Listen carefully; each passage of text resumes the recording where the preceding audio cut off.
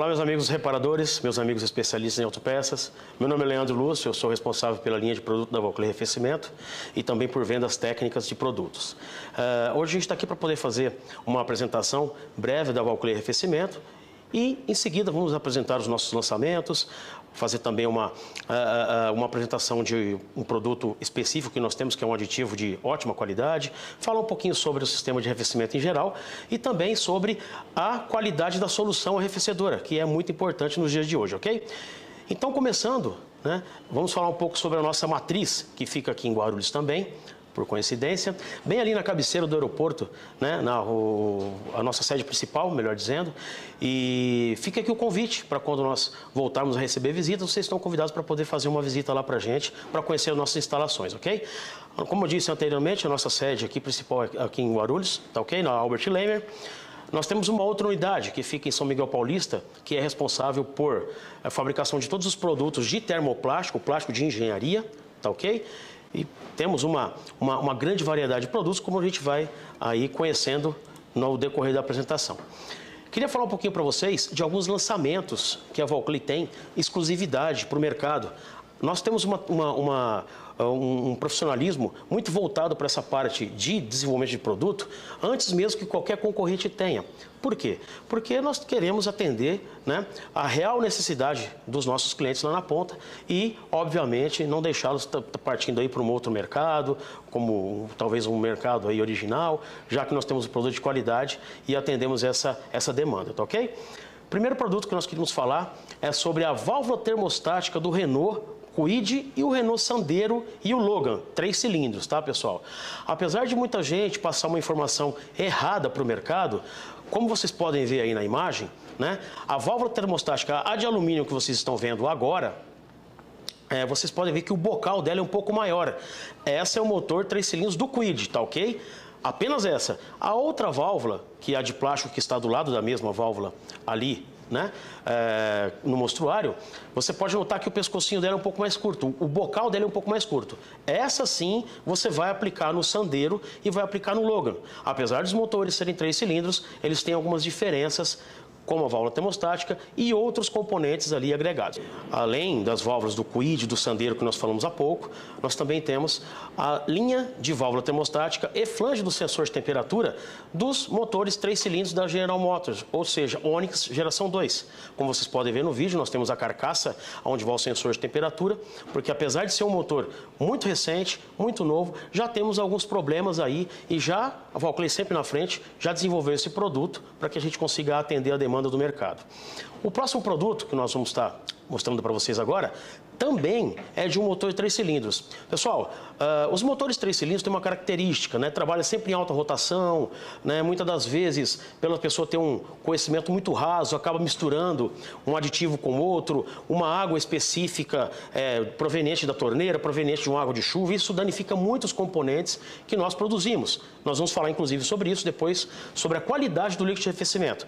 Voltando para a linha de motores 3 cilindros, nós também temos um item exclusivo, que é a válvula termostática aí dos motores 1.2 PureTech, que é da linha Citroën e Peugeot, tá ok? Que é uma válvula que ela tem duplo estágio, só que tem que ter cuidado. Nós estamos lançando uma outra válvula que a partir de um determinado ano, ela não tem duas válvulas termostáticas como essa que vocês estão vendo agora. Ela tem apenas um termostato, tá ok? Só esse maior que está do lado direito aí da apresentação, tá? Prosseguindo com os nossos lançamentos exclusivos, um item que já estamos vendendo bastante mesmo, é a válvula termostática 5598 a 5599. Qual que é a diferença da 5500 e da 5504? Nós temos duas plataformas de motores da Stellantis, tá ok? Que é o grupo Fiat, Jeep, etc. Então, o que difere uma válvula da outra 5500 para você, que eu tenho certeza que já tem nos estoques aí da sua loja, tá? O que difere é o bocal. É a mesma situação. O bocal dos motores do Cronos, do Jeep Renegade, da picape Toro 1.8 com motor e-torque, a partir de 2016, o bocal da válvula é em ângulo, enquanto que a 5500, que é do e-torque da família Punto, os modelos Palio e Candy, Fiorino, quando tem um motor 1.8 e-torque, a diferença é a saída do bocal.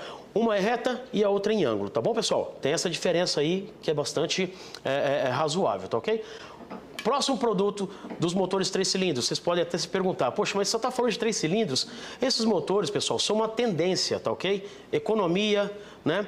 Motores compactos, emissão de poluentes que atendem às normas, tá ok? Então, por conta disso que a Valclay investe pesado nesses motores 3 cilindros para ter toda essa gama de produto, tá? Esse produto que vocês estão acompanhando aí agora é dos motores do Mob, do Cronos, todos eles com motor 3 cilindros 1.0 e 1.3, ok?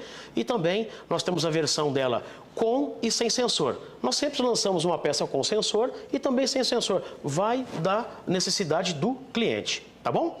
O próximo produto, pessoal, esse uma exclusividade também, né? Motores do Compass Flex e da Captur Flex. Esse item é um item exclusivo que está se vendendo bastante, exclusividade Valclay, com preço campeão e qualidade superior, como vocês já conhecem, tá ok? Um produto que só nós temos e um produto que vem agregar aí mais um item na nossa linha como especialistas em arrefecimento. Um outro produto, uma outra linha de produtos, melhor dizendo, que nós estamos investindo bastante no mercado, são os trocadores de calor. Trocadores de calor do óleo de câmbio, trocadores de calor do óleo de motor. Mas por que investir em trocadores, né, de calor? Que esses são os radiadores de óleo do câmbio e óleo do motor. Com a compactação dos motores, com as tecnologias embarcadas, nós temos que ter um controle de temperatura efetivo. E vocês sabem, o que faz a troca térmica de um motor não é apenas o sistema de arrefecimento. Nós temos o sistema de arrefecimento, que ele é responsável por 30% dessa troca térmica. Nós temos o sistema de lubrificação, que é responsável por mais 30%, e 40% é uma ventilação forçada, o eletroventilador e o movimento do veículo, né, que vem esse ar externo em determinada velocidade para que se faça essa troca térmica, tá? E com a compactação desses motores, né, com essas novas tecnologias, se fez necessário você também efetuar um arrefecimento, uma troca térmica no óleo de motor e também no óleo de câmbio. Muito cuidado, tá? Nossos amigos reparadores. A importância do líquido de arrefecimento está se tornando cada vez mais e mais importante. Por quê? Como a gente falou agora, trocadores de calor para o óleo lubrificante e trocadores de calor para o óleo do câmbio. O que vai acontecer se você utilizar uma solução irregular nesse sistema? Ou seja, que você tenha um excesso de cloro, que você tenha um excesso de flúor e outros minerais, né, agregados a essa solução. Você vai ter furo no trocador de calor e em alguns momentos você pode promover aí uma mistura do óleo do câmbio com o óleo do motor ou vice-versa, depende da condição de funcionamento, ou o óleo do câmbio com o óleo de motor, ou vice-versa também, tá ok? Então isso é muito problemático. Então daí a situação da gente ter um controle de qualidade referente ao líquido de arrefecimento. Tá bom, pessoal? Vamos voltar agora. Aliás, tem mais um lançamento, né? Desculpa. Aquele primeiro lançamento ali que vocês viram é do Cruze, tá? Que é um radiador que vende bastante, que é do óleo de motor. Esse que vocês estão vendo agora aí na sua telinha já é da linha Stellantis, que é do Renegade, que também serve no Compass, também serve na Pickup Toro, que é um item exclusivo Valclay Arrefecimento também. Tá ok, pessoal?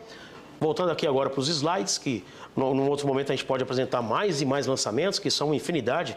Para vocês terem ideia, o Valclay lança por ano mais ou menos entre 130 e 140 produtos. Então, é uma demanda muito alta. A gente investe realmente na frota circulante, que é para que a gente seja especialista. E na nossa ponta, na outra ponta, nós não temos dificuldades, ok? De estar fornecendo um produto para você de qualidade e atendendo a sua expectativa, tá? Vou voltar aqui para o slide. Ok? Voltam antes. Pessoal, a gente está passando por um momento muito difícil. Logo isso tudo está terminando ou se ajustando, se podemos falar assim, né? Mas nos 2 últimos anos passamos uma dificuldade muito grande. Nós não, o mundo inteiro, né? E mesmo nessas condições, a Valclay não para de investir em tecnologia, não para de investir, né, no cliente, não para de investir na capacitação dos seus profissionais. Tá ok? A Valclay Arrefecimento adquiriu recentemente mais um robô para a nossa linha de produção, né? Fazendo com que nós conseguimos garantir ainda mais a qualidade do produto para vocês, principalmente na nossa linha de tubos de metal, né? Pioneiros também no mercado, muitos lançamentos, muitos produtos aí para a gente poder estar lançando esse ano também. Fiquem atentos. Então, né, hoje nós temos lá mais um robô que controla essa parte de solda e consegue aí duplicar muitas vezes aí, dependendo do tipo de produto que nós estamos oferecendo, tá ok? Com relação à qualidade, pessoal, hoje nós temos um tratamento de superfície dos nossos tubos, tá?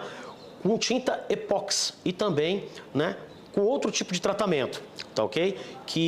O que acontece? Vocês sabem que nós temos uma grande quantidade de clientes, né, em outros países, e cada país tem o seu clima, tem a sua condição, né? E tem muitos lugares que tem gelo, né? Existe a incidência de gelo aí 3 ou 4 meses aí por ano.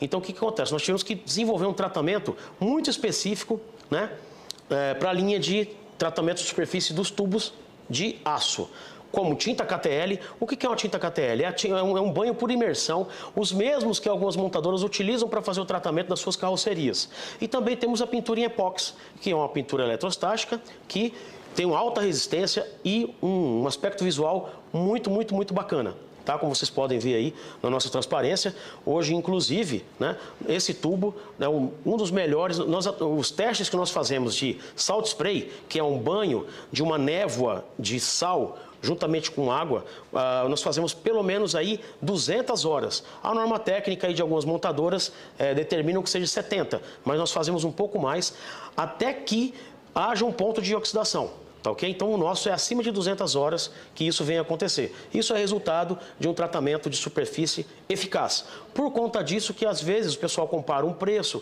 de um fornecedor X para o nosso e vê que existe uma diferença.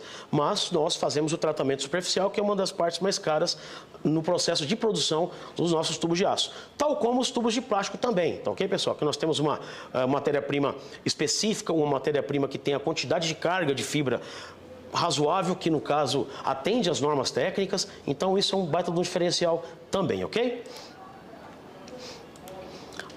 A gente se pergunta sempre, né, por quê? O que é o sistema de arrefecimento, tá? O sistema de arrefecimento, melhor dizendo, antigamente nós tínhamos um controle de temperatura um pouco mais relaxado, digamos assim, tá ok? A gente pode usar essa palavra. Por quê? O interessante era manter o motor do carro frio. Hoje não. Lembra que eu falei há pouco? Mediante as tecnologias, emissão de poluente, consumo de combustível, toda essa situação, performance do motor de 3 cilindros, nós temos hoje que ter um controle efetivo da temperatura, tá ok? O que é um controle efetivo da temperatura? Nem super quente e nem super frio. Tem uma temperatura estável para que os elementos do motor, né, as peças móveis do motor principalmente, os óleos lubrificantes, os fluidos, trabalhem de acordo com a necessidade desse motor. Então, por conta disso que hoje se chama sistema de arrefecimento, o que significa arrefecimento? É arrefecer, fazer troca térmica, tá? Manter a temperatura ideal de trabalho do motor o mais próximo possível relacionado à sua queima de combustível, tá? Então, por que hoje o controle de temperatura ele é muito mais importante do que antigamente? Por conta dessas tecnologias aí que a gente acabou de comentar com vocês há pouco, tá? Então, pegando o gancho aqui, ó, só para vocês terem uma ideia, né? Antigamente nós tínhamos aí cilindros de motores, né, como o saudoso Opala aqui, por exemplo, que tinha 60 milímetros lá de largura o cilindro, né?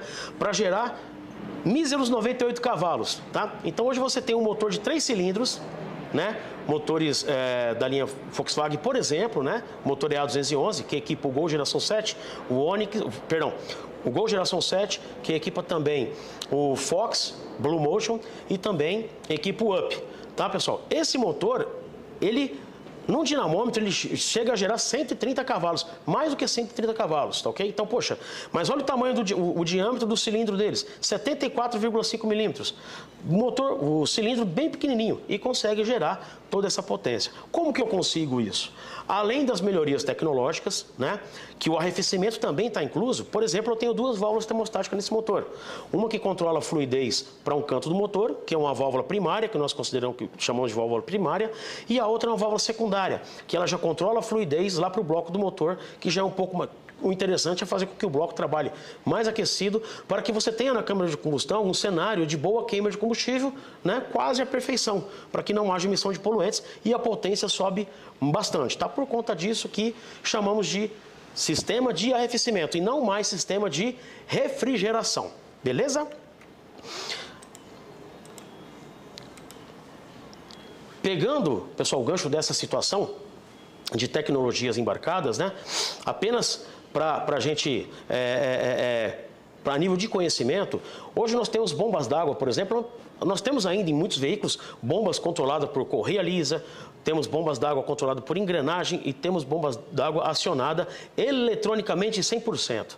Qual que é a vantagem dessas bombas d'água 100% que equipam aí BMW, que equipam aí a linha Volkswagen TSFI, entre tantas outras, né? Mercedes-Benz, entre tantos outros montadores. A bomba d'água elétrica, ela dispensa, ela não quer mais ajuda do motor, do propulsor movido a combustão interna, ela não precisa mais tirar a energia do propulsor. Tá? Por quê? Porque ela funciona 100% de forma elétrica. Como vocês podem ver aí nas imagens, qual que é a vantagem de utilizar bomba d'água acionada eletronicamente? Primeiro que você vai ter um índice menor de poluentes e vai consumir menos combustível, porque você está deixando de tirar, de exigir energia do motor. Tá ok? Como ela funciona 100% eletricamente, essa situação, né, não temos aí que ficar tirando energia do motor. A posição de montagem dessas bombas d'água também você pode ter locais diferentes para auxiliar na troca térmica. O que acontece com uma bomba d'água quando ela é acionada de forma mecânica? A tendência é você fazer uma troca térmica no primeiro, segundo, terceiro, quarto cilindro em diante, né? Você já começa a ter uma certa perda, digamos assim, por conta da distância dos cilindros que estão da bomba d'água. Quando a bomba d'água é elétrica, né, e utiliza mais desses veículos premium ainda, o que acontece? O fluxo, ele já é cruzado, então você tem uma eficiência melhor na troca térmica dos cilindros, evitando aí problemas se o motor já tiver, de repente, uma pré-existência de problema de arrefecimento, aliás, melhor dizendo, de superaquecimento. Então, minimiza um pouco isso, tá? Enquanto que podem notar que muitas vezes o pessoal vai na oficina mecânica, quando desmonta o cabeçote que ferveu, né, o motor ferveu, você pode ver que a incidência de queima de junta geralmente é no terceiro e quarto cilindro, porque fica mais distante da bomba d'água. Ainda mais quando não se utiliza uma solução arrefecedora de qualidade. Tá bom? Então isso é muito, muito importante, a gente vai ver isso aí um pouquinho adiante. Pegando o gancho também, pessoal, nessa imagem, vocês podem ver na parte inferior aí do seu lado direito o corte da bomba, né? O que faz a lubrificação desse eixo? Muito importante. É um aditivo de extrema qualidade, que tem em sua composição elementos químicos que garantem, né, essa lubrificação. Tá? E o eixo não trava. Falo para vocês, essas bombas elas não utilizam rolamento. Geralmente elas trabalham em cima do próprio corpo da bomba. Então já pensou, se você tem um aditivo de forma irregular, de uma marca assim muito irregular, se você tem uma solução, uma água, né, que não seja desmineralizada ou deionizada também, o problemão que você vai ocasionar nessas bombas, tá? Então isso é muito importante, tem que sempre estar utilizando um líquido de arrefecimento de qualidade e que atenda às normas técnicas vigentes, tá ok? Uma outra situação, pessoal, que a gente sofre muito, principalmente os motores que tem bastante alumínio na sua composição do bloco do motor, do cabeçote, é a danada da oxidação. A oxidação é um câncer no motor do veículo, tá? Mas da onde vem essa oxidação? Às vezes a gente abre um reservatório de expansão, né, ali do motor do veículo e vê que ele está com aquela crosta que parece um barro, né? O que é aquele barro? Por que aparece aquele barro?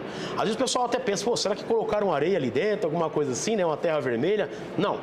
Isso é proveniente dos minerais contidos em uma solução de arrefecimento irregular. Ou seja, quando você capta essa água em uma torneira que seja tratado com muito cloro, com a quantidade maior de cloro, o cloro em poucas quantidades, pessoal, para a gente não faz tanta diferença para o corpo humano. No entanto, para um sistema de arrefecimento vedado e que tem uma temperatura que oscila muito, isso é muito complicado e muito apto a dar problema, tá? Por quê?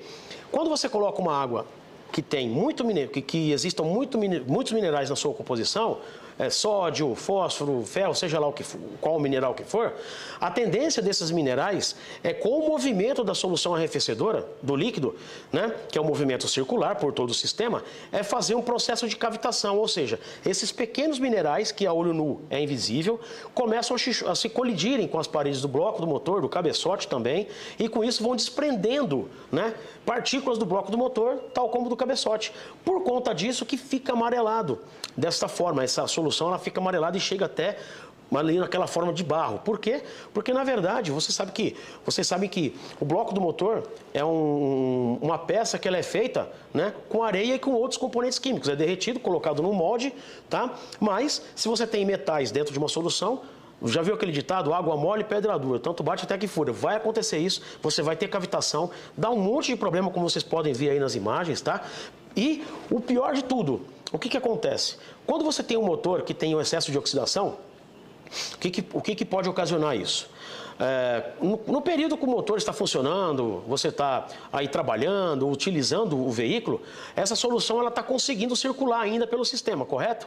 Só que quando você para no final de semana, né, e estaciona esse veículo e fica ali 2 ou 3 dias meio que parado ou você utilizando pouco, essa fuligem que é extraída por conta da colisão dos minerais no bloco do motor do cabeçote, a tendência é ela se sinterizar. Ou seja, ela quer voltar para o seu estado natural, que ela quer virar uma areia, uma terra novamente. E o detalhe é que essa terra, quando ela começa a se sinterizar, ela vai para a parte mais baixa do motor, que é onde o radiador ou os trocadores de calor que nós vimos agora há pouco. Então isso ocasiona o quê? Principalmente complica na velocidade do líquido de arrefecimento. Então você imagina que o líquido de arrefecimento está viajando a uma velocidade por todo o sistema de arrefecimento e de repente ele encontra uma obstrução. O que vai acontecer? Nos cilindros começam a criar pontos de fervura. Por quê? Porque a velocidade tem que ser constante. Então se você tem um ponto de obstrução dentro desse sistema, essa velocidade ela é comprometida. E com isso você tem pontos de fervura, microbolhas, que essas microbolhas vão acabar causando, além da cavitação, tá? Otimizando a cavitação, ok? Elas também vão lá geralmente para a parte mais alta do motor. E alguns motores, dependendo da característica da válvula termostática, essa bolha ela começa a parar no sensor de temperatura, que aí começa a fazer mandar uma informação errada para a central, e a central toma algumas atitudes, né, erradas, por quê? Dentro da bolha onde está o sensor de temperatura, você tem uma temperatura. Quando você tem a solução arrefecedora passando em volta dessa carcaça do termostato, a temperatura está indo embora, tá ok? No entanto, no sensor de temperatura você tem uma informação errada, tá? Essa informação errada faz com que a central tome algumas atitudes, como por exemplo, acionar o eletroventilador, injetar mais ou menos combustível, entre outras situações que ela promove, tá ok? Então tem que tomar bastante cuidado com relação a isso, pessoal.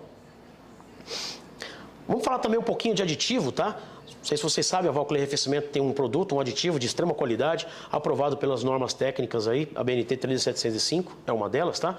É um aditivo que ele tem na sua composição 40% de monoetilenglicol e mais um pacote de antioxidantes, entre outros produtos aí. Um produto de extrema qualidade que vocês podem estar utilizando sem problema nenhum, né? Que vocês vão, a hora que você pega esse aditivo, quando você toca, você sente a quantidade expressiva de monoetileno-glicol que nós temos nesse produto, tá, pessoal? Produto de extrema qualidade, como os produtos Valclay que vocês já conhecem aí no mercado, tá ok? Ainda, pessoal, continuando, né, falando dos motores de 3 cilindros, nós já falamos sobre esse produto aqui, mas agora dá para você poder visualizar melhor, tá? Nós mostramos apenas a válvula termostática quando ela é dupla desses motores 3 cilindros do PureTech, tá? Uma informação, pessoal, esse veículo também utiliza correia dentada imersa ao óleo, tá ok? Ele também utiliza. Então, o que acontece? Né? É só pelo fato de curiosidade, tá? Essa correia, ela tem correia, não é corrente. Então, quando geralmente o reparador for fazer a troca dessa correia, tem que tomar bastante cuidado com relação ali tanto ao ponto, como também da posição da polia do virabrequim, que ela tem um contrapeso, tá? Ela monta em várias posições, mas se montar de repente fora da posição, esse motor vai começar a vibrar por conta que esse contrapeso é um peso contrarrotante, para ajudar a balancear aí no funcionamento do motor. E continuando, a válvula termostática de alguns motores, ela foi unificada para essa válvula inferior que vocês estão vendo na transparência, tá, pessoal? Aí na nossa telinha, né? Ela com detalhe aqui maior. A 1250.83 nós já temos, que é aquela que nós mostramos anteriormente para vocês. E a 1249 nós já estamos terminando já o projeto e já, mais um mesinho aí já deve estar aí no mercado, tá bom? Diferenciais de alguns produtos, pessoal, que dá muita dor de cabeça, né? Existem algumas peças de termoplástico, tá, pessoal, que mediante as condições de funcionamento do motor, elas ficam muito sensíveis. Por exemplo, se você tem um alto teor de oxidação, esses motores EA111, né, família MI, né, motores RSH, que utilizam balancinhos roletados, para vocês saberem a diferença, né, balancinho roletado a partir de 2012 mais ou menos, que utiliza essas carcaças de termoplástico. Apesar que nós temos um produto produto de alumínio, também que é altamente resistente. Tá? Essa peça de plástico, a gente vem reformulando a cada vez mais e mais e mais algumas características para melhorar e para o nosso amigo reparador na ponta ter um produto extremamente de qualidade. Nós tínhamos antigamente uma válvula termostática acionada por cartucho, tá, pessoal? Então, o que acontece? Essa válvula termostática, ela se apoia na tampa superior e se apoia na carcaça inferior. Aonde tem mais material? Na carcaça, parte inferior. Na parte da flange superior, você tem uma quantidade de material muito menor. E isso, o que acontece? Se porventura esse motor já esteja funcionando de forma irregular, ou seja, a válvula termostática, pessoal, ela nunca sabe quando ela tem que parar de abrir. Enquanto mais aquece, mais ela abre. Só que a gente prevê aqui o quê? Nós prevemos que vai chegar num dado momento, vai chegar a 100 graus... criando uma situação hipotética aqui, vai chegar a 100 graus, todos os componentes vão estar trabalhando em conjunto e essa temperatura tende a baixar. Então você tem um novo ciclo a cada determinado padrão de funcionamento do motor, exigindo mais carga, menos carga. Então a gente prevê que, né, a válvula termostática chega a uma determinada temperatura e depois ela volte a trabalhar. Mas ela volte à posição inicial e esse ciclo acaba se repetindo por várias vezes até o motor estar funcionando. O que acontece? Muitas vezes, pessoal, o veículo já tem lá um cabeçote que já está com problema, uma bomba d'água com o rotor girando em falso, você tem aí um problema de oxidação que está interferindo aí no fluxo, na fluidez do líquido de aquecimento. Então essa válvula vai abrir tanto que no caso desses motores, quando nós montávamos essa válvula com cartucho, ela empurrava com muita força a tampa e acabava furando a tampa ou empenando a tampa. Nós melhoramos o projeto e colocamos uma válvula termostática que ela é construída sobre o seu próprio corpo. Então ela faz força apenas na parte superior. Ainda assim, nós melhoramos o projeto, tá, pessoal? E fizemos uma carcaça da válvula termostática com uma válvula termostática standard, tá? Centenas de horas de teste, funciona muito, mas muito bem mesmo. A vazão é a mesma vazão, até um pouco maior, quando essa válvula começa a abrir. A 5 milímetros, por exemplo, ela já tem entre 15% a 20% mais vazão do que o projeto original, tá ok? E só que tem um detalhe, essa válvula termostática, ela abre e faz força apenas sobre o seu corpo. Então ela não faz força na parte inferior e nem tampouco na parte inferior, evitando assim o empenamento, caso haja uma condição irregular de trabalho superficial. Claro, se o motor estiver derretendo, não tem como, né? Porque aí a carcaça pode derreter e tal, dá um problema grave ali na face do cabeçote, tá, pessoal? Então, esse produto hoje, que é a nossa linha PK, a nossa linha 1116.80, o que acontece? Nós mudamos o projeto e além de ter colocado essa válvula que faz força apenas sobre o seu corpo, nós também fizemos algumas melhorias. Nós colocamos um bocal que ele é fixo, que tem muitos fabricantes, nós também fabricávamos ela com bocal móvel, mas não fazemos mais isso, o bocal é fixo e também melhoramos a estrutura da peça, tal como vedamos uma das passagens que ia com tampão. Aqui no Brasil você não tem incidência de motores que utilizam 2 sensores de temperatura. Por conta disso, nós fizemos esse produto e o produto hoje está com uma qualidade fenomenal. O nosso sistema de garantia hoje está quase zero desse produto, tá? Por conta dessas melhorias, tá, pessoal? Então, e tem também uma outra situação. Às vezes, pessoal, algumas fábricas acaba utilizando a matéria-prima de forma irregular, misturando outros materiais, tá? Então isso é muito grave. Por quê? Porque como a temperatura oscila muito entre o cabeçote e essa flange, o que vai acontecer? Você pode ter problema de derretimento se você utilizar um material de baixa qualidade. Uma outra situação, tá, pessoal? O que acontece? Esses motores, se eles funcionam por mais do que 40 minutos a temperaturas a mais de 130 graus, né, o líquido de arrefecimento a mais de 130 graus, que às vezes pode acontecer, apesar que ali, se não estiver utilizando aditivo, essa solução já está fervendo, é muito complicado, né?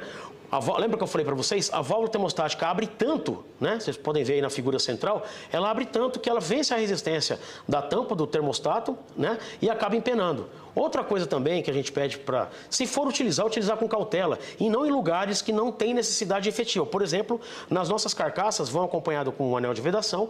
Esse anel de vedação ele é suficiente para promover a vedação entre, né, as partes envolvidas ali. Não há necessidade de colocar silicone, nem tanto silicone como nessa imagem aí, né? O pessoal colocou tanto silicone aí que o que acontece? O silicone tem um tempo de cura, né? Geralmente é 24 horas para cada 3 milímetros de vedação. Então esse silicone pode percorrer o sistema e acabar curando na onde? Lá no trocador de calor ou no radiador principal do veículo. E a cada vez ir impedindo mais e deixando ineficiente a troca térmica do motor. Tá bom? Voltando ao assunto, pessoal, dos trocadores de calor, né? Existe aí alguns problemas que estão falando de algumas montadoras, né? Que o trocador de calor está furando, está dando problema no câmbio. O que acontece? Quando o motor está funcionando, agregado ao câmbio, veículo em movimento, né? O câmbio automático ele tem, obviamente, ali uma bomba que faz circular o óleo por todas as partes. E essa pressão do câmbio ela é muito maior do que o sistema de arrefecimento. Ponto. Então, o que acontece? Como se gera muito aquecimento nesses câmbios também, o trocador de calor está ali, como nós já falamos anteriormente, e se porventura tiver uma solução arrefecedora ruim, e se tiver um furo por conta dessa oxidação, por conta dessa irregularidade da solução, o que vai acontecer? No momento que o câmbio esteja funcionando, a pressão é maior. Se furar um trocador de calor, a tendência é o óleo de câmbio invadir as galerias do arrefecimento. Tranquilo? Quando esse veículo está parado, aí é onde mora o perigo maior, né? Por quê? Aí, ao contrário, a pressão do sistema de arrefecimento é maior e pode jogar a solução de arrefecimento para dentro do câmbio. E vamos supor que o cliente não se atente a essa situação, né? O dono do veículo, ou muitas vezes até por algum motivo, algum profissional não se atentar a esse tipo de situação, o que pode acontecer? Rodar com essa solução de arrefecimento dentro do câmbio, então aí você vai perder as propriedades do óleo de câmbio e aí você vai ter um problema danado no câmbio automático, tá, pessoal? Então, a gente tem que tomar bastante atenção com relação a isso.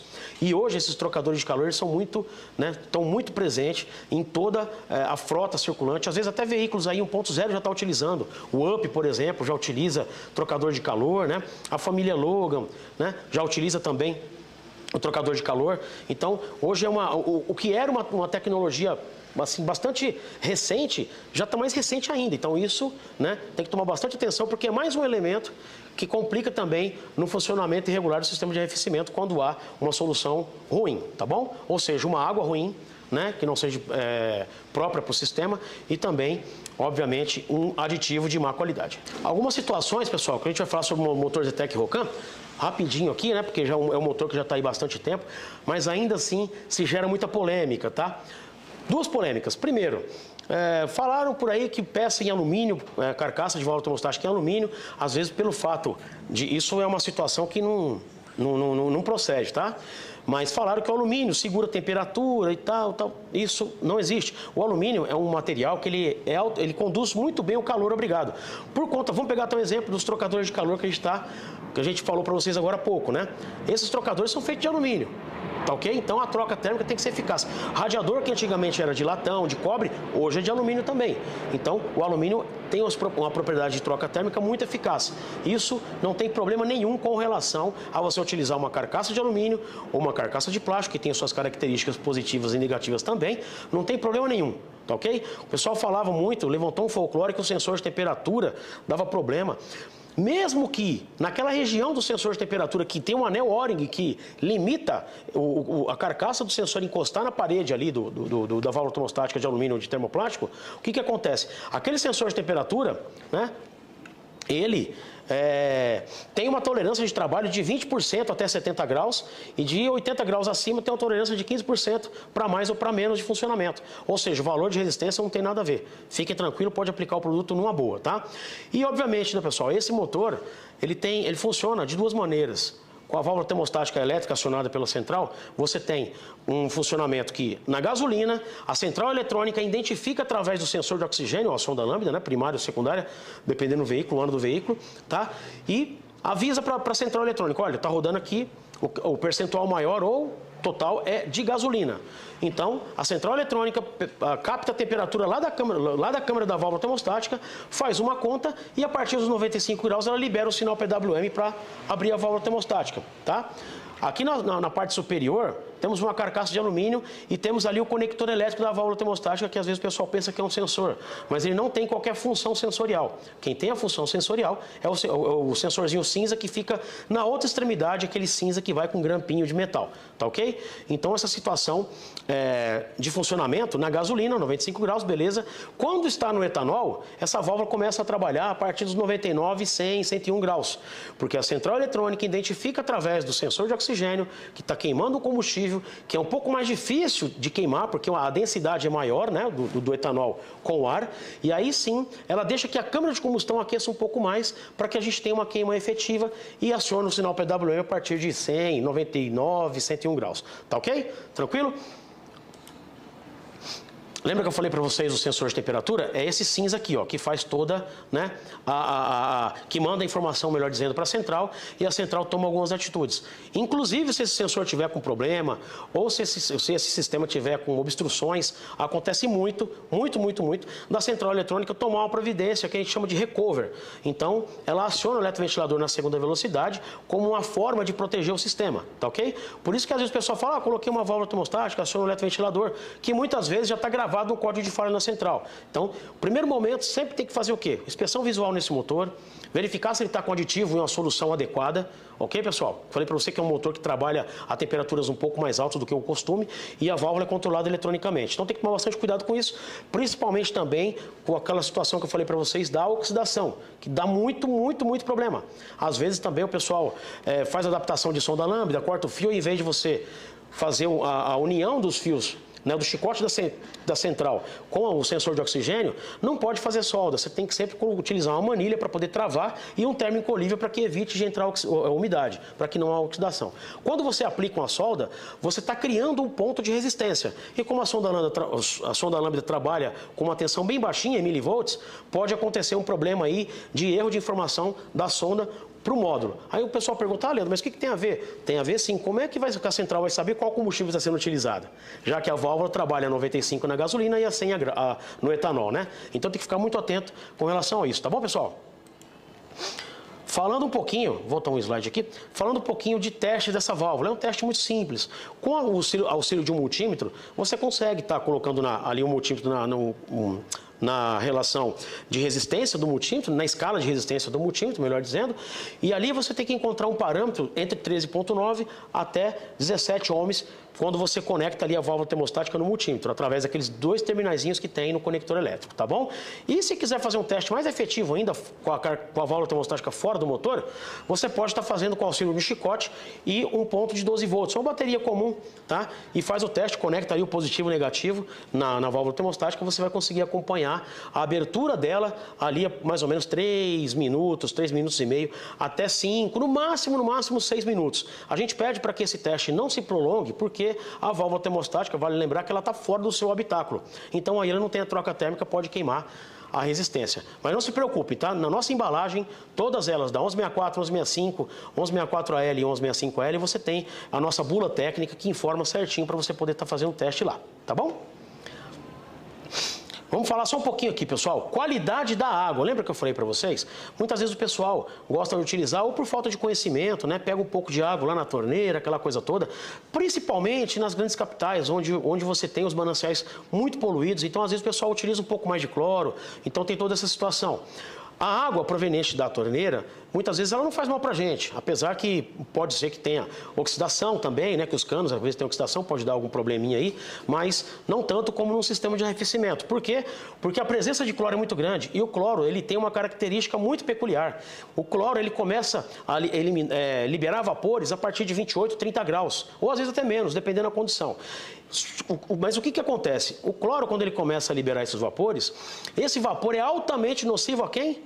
Ao alumínio e ao ferro fundido também. Então, olha só, a água em seu estado natural, ela começa a entrar em ebulição a nível do mar a 100 graus. Você imagina um elemento dentro do sistema de arrefecimento que começa a liberar vapores muito antes, e esse vapor é altamente nocivo para peças de alumínio. Além disso, você tem, numa água que vem de torneira, você tem também muitos outros elementos, excesso de mineral, que pode aí estar promovendo aquela oxidação que a gente falou há pouco, né? Ah, Leandro, mas poxa, água de chuva, será que eu posso utilizar? Também não.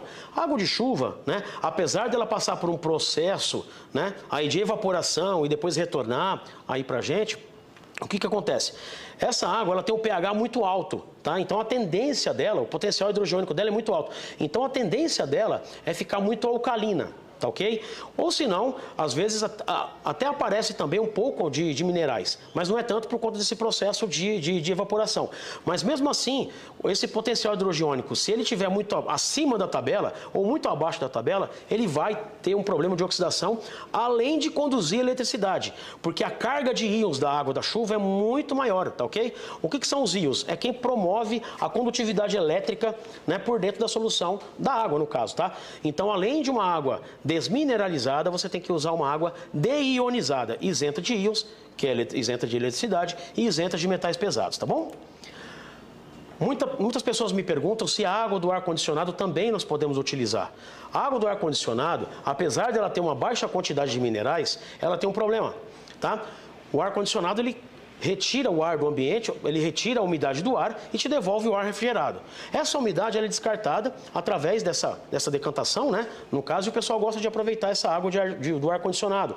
Essa água do ar-condicionado, ela é boa para uma plantinha, porque ela tem algumas bactérias que fazem bem, né? Ali para uma planta e tal. Mas para um sistema de arrefecimento, é muito ruim.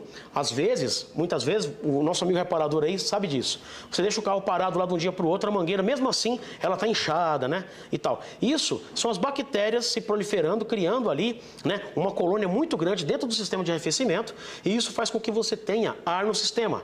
Ar no sistema, você vai ter a bolha de ar, vai parar no sensor de temperatura, ou vai parar em algum lugar aí estratégico, né, porque a tendência da bolha de ar é subir para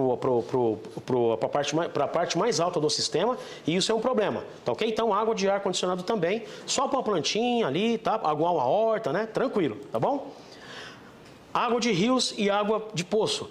Também é um problema muito grande por conta da quantidade de sólidos, tá, pessoal? Cálcio, calcário, entre outros metais pesados que vão agredir de forma, né, contínua o sistema de arrefecimento e gerar todos esses problemas que a gente acabou de comentar aqui, tá bom?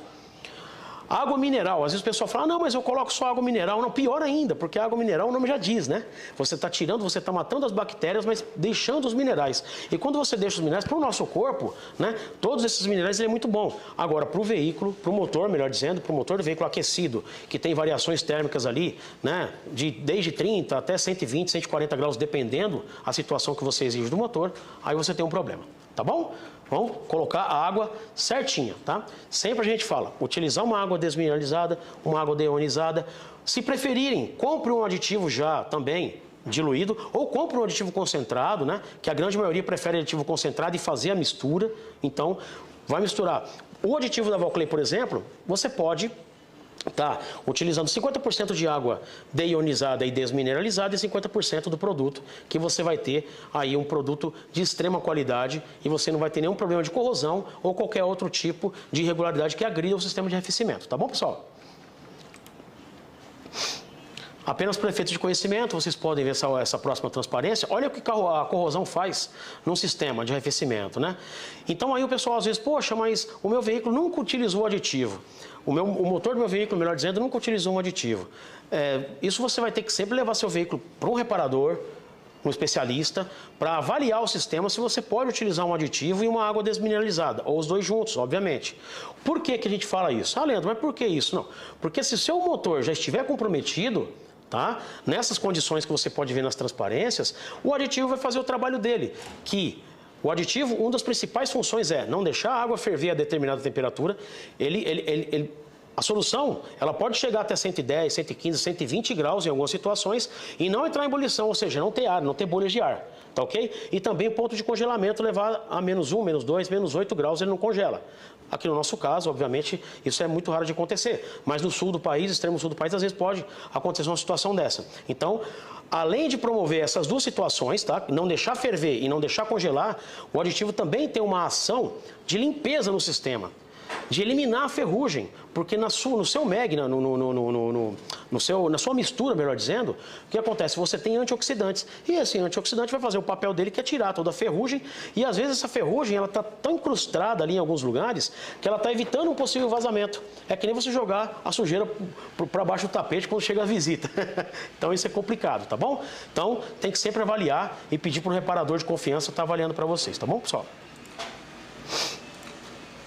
Com relação, né, um produto também que nós fomos pioneiros a produzir, que eram nossas carcaças do motor 1.4 e 1.5, né, TO3JP e TO4. o que acontece? Hoje nós temos uma peça em alumínio, né, de alta resistência, com juntas de silicone, tá? Por que a gente utiliza junta de silicone? Além de promover uma temperatura de trabalho, além dela ter mais resistência a uma temperatura de trabalho até 320 graus, também nós temos uma situação. O silicone, pequenas irregularidades, ele consegue corrigir, que a borracha nitrílica, né, ou a poliacrílica não consegue corrigir, porque cada um tem as suas características, não é nem falando mal de um nem de outro, tá? Mas nós optamos por fazer as juntas todas em silicone, em veículos, em motores que atingem alta temperatura ou tem um grande índice de vazamento por conta da quantidade de quilometragem que esses motores já rodaram, né? Então a gente coloca sempre uma juntinha de silicone porque ela consegue ali, naquela área, principalmente da parte de arrefecimento, quando criam microerosões ali por conta da oxidação, o silicone consegue cobrir essas diferenças. Tá bom, pessoal? Mesma situação, nos produtos que envolvam a 615 de alumínio ou a 615 nossa de termoplástico, né, plástico de engenharia, que é o PPA, tá? O que acontece? Nós mandamos também uma bula técnica, além da junta de silicone, além do sensor de temperatura previamente instalado, nós também mandamos uma bula técnica que o nosso amigo reparador ou nosso amigo especialista em autopeças já consegue determinar e dar um toque para o mecânico também, dar aquela ajuda, né? Temos informação sobre o sensor de temperatura, temos informações sobre as válvulas que vão montadas nessa carcaça, então é show de bola. Dá uma olhadinha lá que vocês vão curtir bastante, tá? Nosso sistema de garantia, pessoal, vocês já conhecem, né? Também nós temos um laboratório que está apto a atender as garantias. Caso exista a necessidade de estar enviando uma peça para a gente para poder fazer uma avaliação técnica, nossa equipe está lá sempre para poder fazer essa avaliação aí para vocês o mais rápido possível. Apesar que existem algumas situações que essa garantia é anulada. Por exemplo, né? Nós vimos aí que o pessoal ali mexeu um pouco ali na válvula termostática. Olha o tanto de oxidação que tem na carcaça ali na parte superior esquerda, né? E algumas adaptações que podem comprometer a garantia do produto, tá? Por exemplo, no canto superior direito, aí você tem uma válvula dos motores Zetec Rocan, né? Que tiraram o elemento. Uma vez que você tirou o elemento, você permitiu que o oxigênio entre para dentro da galeria do termostato. Isso vai implicar em 2 até 3,5 milímetros na abertura do termostato, porque você tem uma bolha no fundo da carcaça, onde vai o pino que aciona a válvula termostática elétrica, tá? Então isso, ao invés da válvula abrir 8 milímetros, ela vai abrir apenas 5. Então isso pode, em alguns momentos, numa retomada de aceleração, né? Quando você exige um pouco mais do motor, isso pode implicar e muito na circulação do líquido de arrefecimento e, obviamente, tem um problema grave aí. Tá bom? Queria falar um pouquinho, pessoal, sobre parceria, né? Que é uma palavra bem bacana, né? E nós temos uma parceria muito de longas datas com o Grupo GIB, tá? E a gente agradece ao convite, o pessoal ter chamado a gente para gravar esses vídeos aqui. A gente sempre vai estar ali postando coisas novas, se for necessário, vir aqui, porque aqui a gente se sente em casa, tá? Os profissionais que estão aqui do outro lado da câmera nos deixam à vontade, deixam a gente trabalhar da forma que a gente está acostumado. Então isso é muito bacana, muito gratificante. E eu deixo aqui o agradecimento da família Valclay por esse convite e estamos aqui para o que der e vier. Tá bom, pessoal?